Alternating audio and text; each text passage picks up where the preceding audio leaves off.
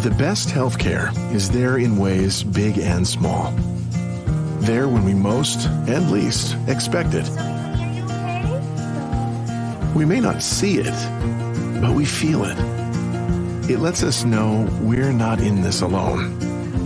Everyone deserves a healthcare partner who never quits. One who's there for what matters. United Healthcare. There for what matters. It's not just another day in your life. Things are changing for the better. At Comcast, we see those changes, and we're thinking about how we use technology today to live, work, learn, and play. And we're building for the future now, so we're better prepared for the wants and needs of tomorrow. That's why Comcast is rolling out multi-gig internet speeds to more than 50 million homes and businesses before the end of 2025, making our already industry-leading network even faster, smarter, greener, and more reliable. Over the decades, Comcast has been your partner, working hard to serve your community, and will continue to be your partner. We're expanding our gigabits, so you can enjoy the tiny bits that matter most. Want your boss to put some real action behind the rhetoric when they talk about making your workplace more inclusive? Find out how to hold their feet to the fire and demand diversity on the Diversity Dude podcast. Hello there, and welcome back to the Diversity Dude podcast. I'm your host, Lambert Fisher, marriage and family therapist, award-winning author, and national speaker on the topic of multicultural awareness and diversity. And for those of you who are interested in even more positive and encouraging tips and strategies beyond what I share in podcasts like this, then feel free to check out my award-winning book, Diversity in Clinical Practice, nationally recognized for the unique way in which it addresses the often difficult topic of multicultural awareness and diversity. Designed for more than just therapists, if you're a helping professional in any way, Diversity in Clinical Practice can help you meet the greatest variety of cultural needs possible for those whom you serve. And it's available in paper and audiobook versions for your convenience. And whether it be through my one-on-one relationship building efforts as a therapist or my informing and empowering efforts as an author or speaker, know that my personal mission is to do my part to improve the world one strengthened relationship at a time. So today I want to share with you a few encouraging words about inclusion after affirmative action. As I've explored in previous podcasts, the Supreme Court's decision to end affirmative action at educational institutions has continued to have ripple effects in a variety of professional environments. A central argument against affirmative action is that it does the very thing it's saying it's trying to avoid: discriminate against people on the basis of race.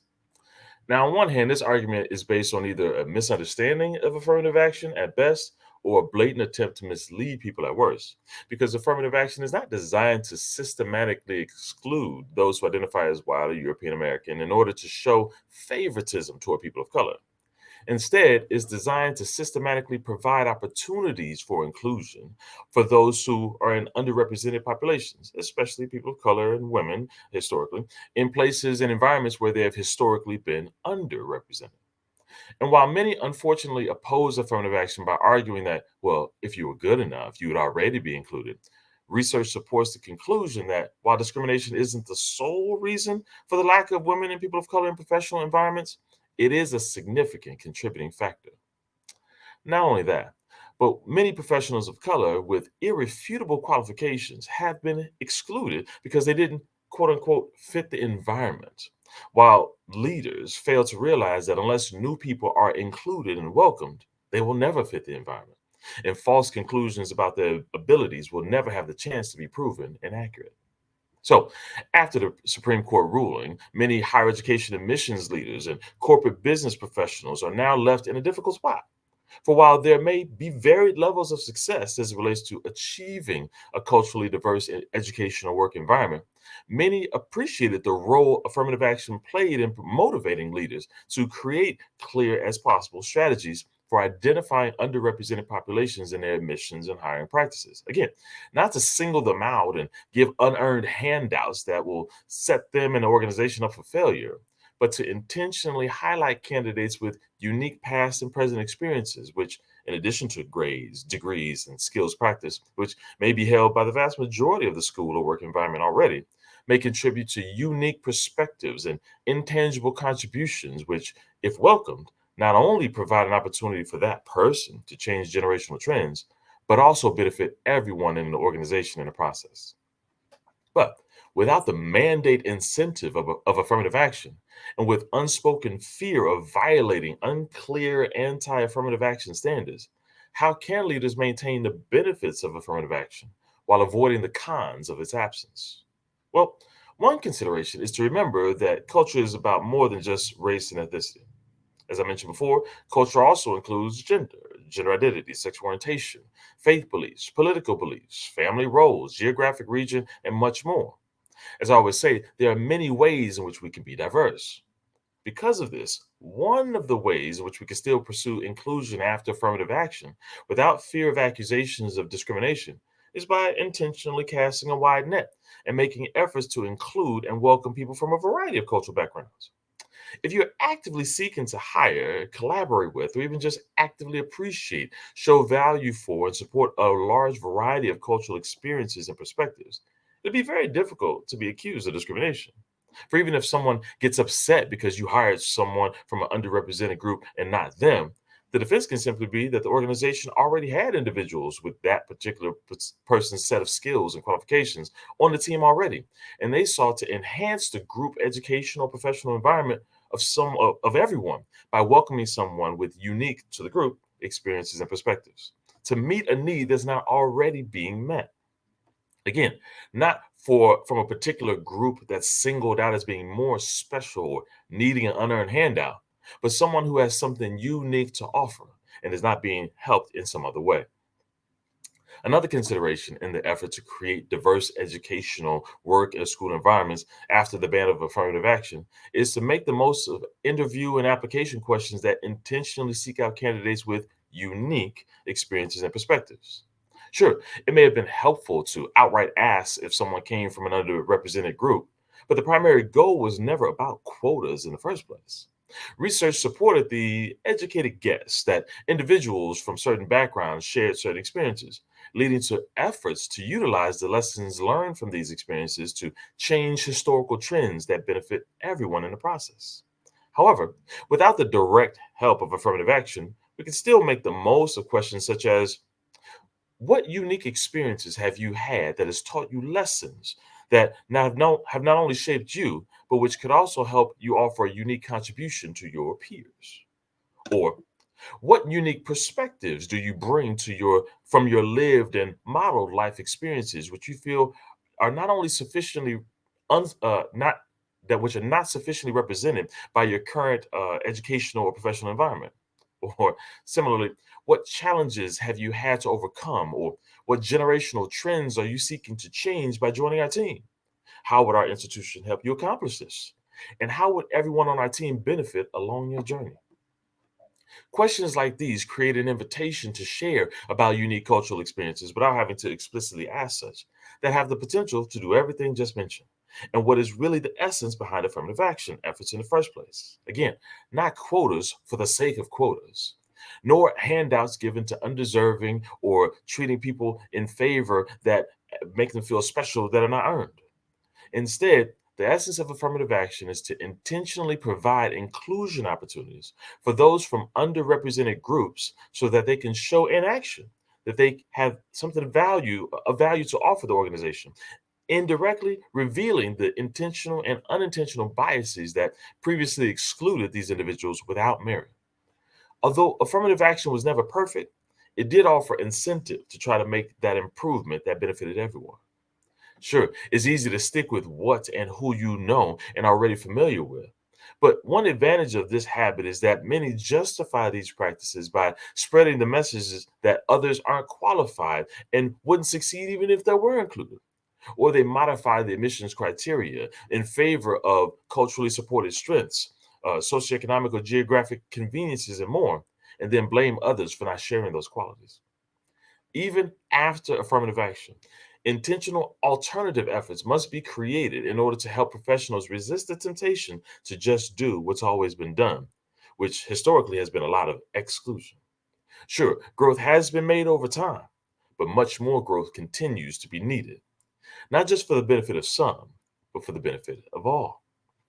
My hope for you is that you would do whatever is within your power to contribute to intentional efforts to still seek out new, unique, and otherwise underrepresented voices, experiences, and perspectives wherever you have the opportunity to do so. Not as a charity to give favor to specific cultural groups, but for the growth and enhancement of us all by doing so. And with that, I'll say thanks again for listening in today to the Diversity Do podcast. If you have any pressing diversity-related questions that you'd like me to address on an upcoming podcast, or if your organization is in need of a shame-free and empowering guest speaker or training on this often sensitive topic, then feel free to reach out to me directly at www.diversitymadesimple.com. And if you know of anyone else who can benefit from a positive and encouraging perspective on this often difficult topic of diversity, feel free to send them a link to this podcast so they can be encouraged as well, or share with them my award-winning book, Diversity in Clinical Practice, available at Amazon.com. And as usual, I look forward to addressing as many topics as possible in future podcasts to help you improve as many relationships as possible at work, at home, and in your community. And as always, remember this: you don't need to know everything about everyone in order to have a positive impact on someone. Thank you all for tuning in, and have a great day. Tune in each week and find out how to demand and implement diversity at your job. To hear more, check out previous Diversity Dude shows on ShalettaMakesMeLaugh.com. Hi, I'm Shaletta Brundage. I'm a media personality, podcaster, and a business owner. But my most important role is mom. 3 of my beautiful kids have been diagnosed with autism spectrum disorder. When I didn't know who to trust or where to turn, I found ACRA. ACRA provides home care services to families all over Minnesota. The care is not one size fits all. They know each one of my kids is unique. They listen to what resources we needed and what's best for our family. I've seen my kids grow and thrive with ACRA's in-home care. While autism is the most common diagnosis among ACRA clients, ACRA offers personalized in-home care services for people with disabilities, chronic illnesses, behavioral diagnosis, and mental illness. They work with children, adolescents, and older folks too. Find out more about ACRA at their website, acrahomecare.org. ACRA helps me provide my kids with a better quality of life. They can do it for your family too. Would someone you love be at high risk if they got COVID-19? Then be sure to take some steps to keep them safe before you visit. Ask your healthcare provider if you should wear a mask before spending indoor social time with a loved one who's older, has chronic health conditions, or is immunocompromised. And consider self-testing to detect infection before you visit. Even people who are showing no symptoms can have COVID-19 and can unknowingly pass it to others. Do your part to keep your loved ones safe, because for some people, COVID-19 is still a true danger. Children's Minnesota, the leader in specialized healthcare for kids, is here to raise awareness, standards, the bar, the stakes, the question, the curtain. On raising kids' health to the highest priority, kids need equal access to healthcare, more pediatric expertise, a voice for change. Kids need us, all of us. So let's raise them up. Children's Minnesota, the kid experts.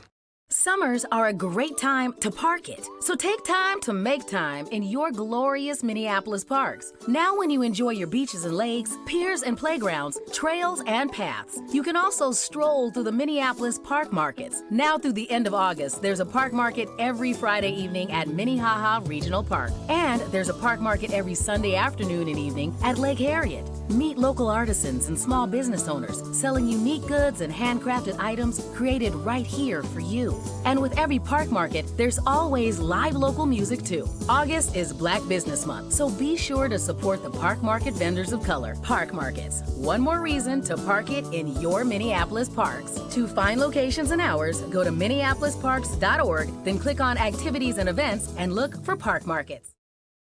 You know Shaletta makes you laugh, but did you know Shaletta Brundage can also make you think and boost your business? Media personality, activist, and comedian Shaletta Brundage founded Shaletta Makes Me Laugh to celebrate and share the best of Black culture. It's a podcasting platform. You can download 10 weekly podcasts hosted by African American subject experts at ShalettaMakesMeLaugh.com or wherever you find your favorite podcasts. ShalettaMakesMeLaugh.com is also a production house, creating broadcast quality commercial content. And Shaletta and her team of storytellers create powerful promotional campaigns to get businesses the brand awareness they're looking for. Some of Minnesota's top businesses trust Shaletta, and you can too. Get out the word about your events and products and get in front of communities of color with ShalettaMakesMeLaugh.com. She's got the power to help your business.